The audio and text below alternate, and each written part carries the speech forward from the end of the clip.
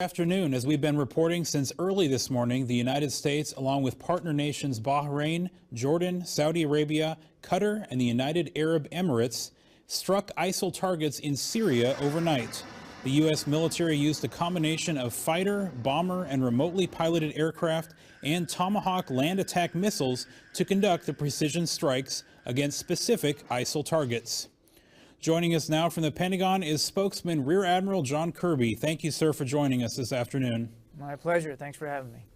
Sir, CENTCOM is reporting that targets included ISIL fighters, training compounds, headquarters and command and control facilities, a finance center, and some trucks and vehicles. How degrading is this to ISIL's ability to fight and spread terror? We're still assessing the effects of the strikes, as you may know. It's going to take a little while to get a full analysis in, but every indication that we've seen so far is that we hit exactly what we were aiming at and that we were very effective, not just the United States, but our partner nations who participated in these strikes with us. Again, we're still analyzing. We still got to let the assessment carry on, but we think that these were very effective in disrupting, degrading, and damaging their command and control capabilities. And that's what we were really going after, was their ability to lead and to command and control their troops, their forces. So we went after places where they train, places where they finance themselves, places where they resupply themselves. And again, we're still assessing, but we think we did a good job last night. And sir, could you explain the significance of using precision-guided munitions in this operation? Well, almost 95% of the munitions dropped last night were precision-guided munitions.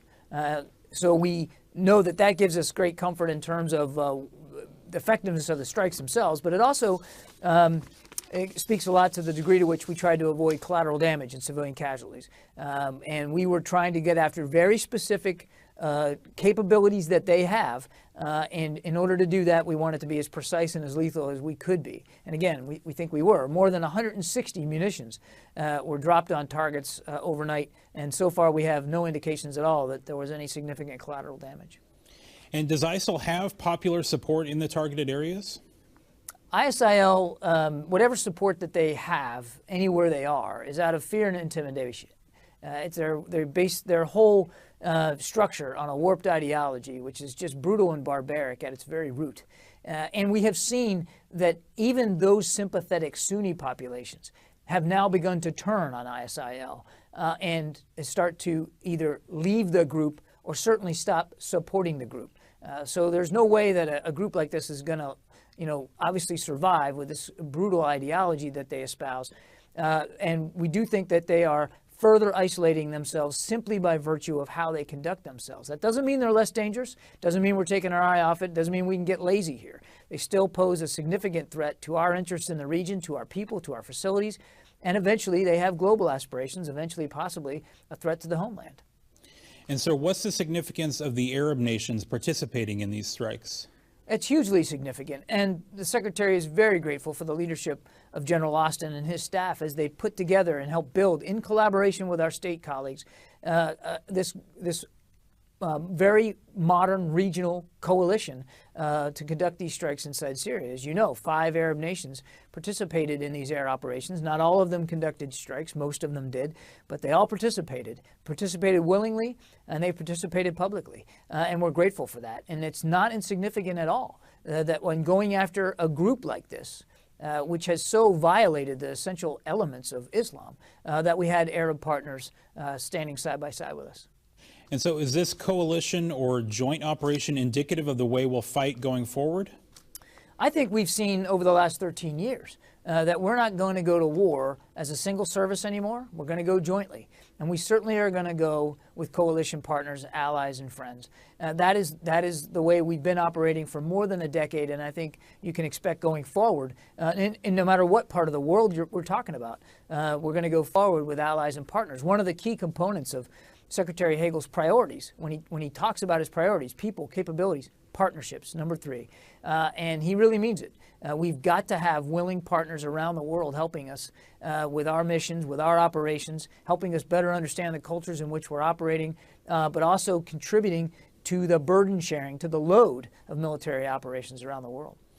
And, sir, separately, the United States struck an al-Qaeda network, sometimes referred to as the Khorasan Group, based in Syria. We understand the strikes were to disrupt the group's attack, plotting against the U.S. and Western interests. How crippling was that operation? Well, we're still assessing those results as well. Those were U.S.-only strikes against the Khorasan Group. We did have good information that they were in the final planning stages of an attack on Western targets, potentially the U.S. homeland or Europe. And we're still assessing our effectiveness. We certainly believe that we hit what we were aiming at. But again, we've got to do more assessment to be much more clear about the disruption of that particular threat. What I can tell you is, regardless, we're not going to take our eye off this group or their capabilities or their intentions. Well, thank you so much, sir, for talking with us this afternoon, and we'll hope to have you again some other time. Thanks for having me. My pleasure. This has been a DOD News Special Report. I'm Sergeant Adam Ross.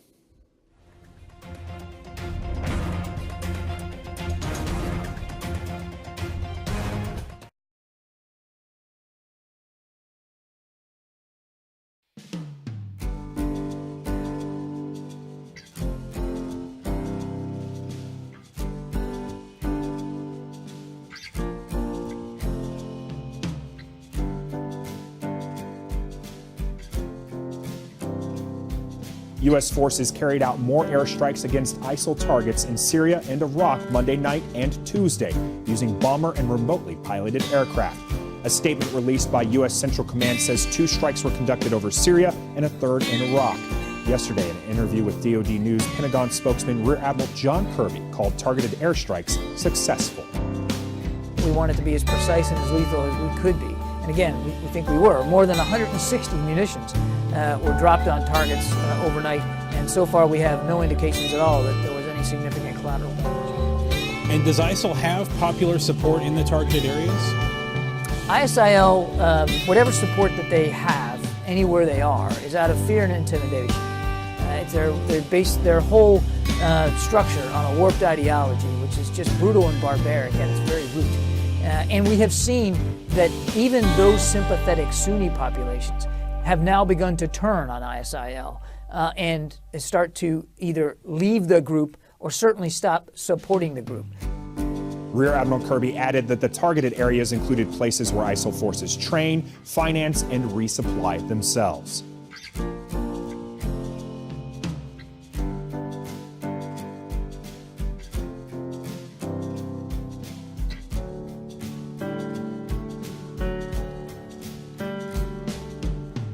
At Highland Hill Farm, we like to recycle as much as we can. If you have things in your garage or in your barn that you don't want, maybe it's something that we would be interested in. Some of the things that we're looking to acquire right now through trades and barters here at Highland Hill Farm include PVC pipe. We'd like to get a quadcopter so that we can do aerial photography on the farm. We would like hand tools, plumbing supplies. If you have used hunting gear that's laying around or fishing gear, give us a call. We also want well casings, black poly pipe. We're looking for barbed wire and woven wire for some of our fences. We also use a lot of well pumps because we have a lot of different wells on different farms. We're looking for game cameras and security cameras. We also need more fence posts such as locust, cedar, and pressure treated fence posts. We also will buy or barter for Bobcat attachments, Bobcat parts, Bobcat rims. We're also looking to buy or barter for a used shaker buddy to screen topsoil. We also allow you to drop off unwanted items at the nursery, such as suppose you have a bunch of old nursery pots that you want to get rid of. Give us a call. We'll take them. As long as they're larger than 1 gallon, we'll take them. We have piles of them. And we also allow people to come and pick through our piles of pots and get a couple if they need them. So give us a call at Highland Hill Farm on Route 313 to get some of our beautiful trees and shrubs just by bartering and trading. Whoa, you don't need money in America anymore. Barter and trade at Highland Hill Farm. Thank you.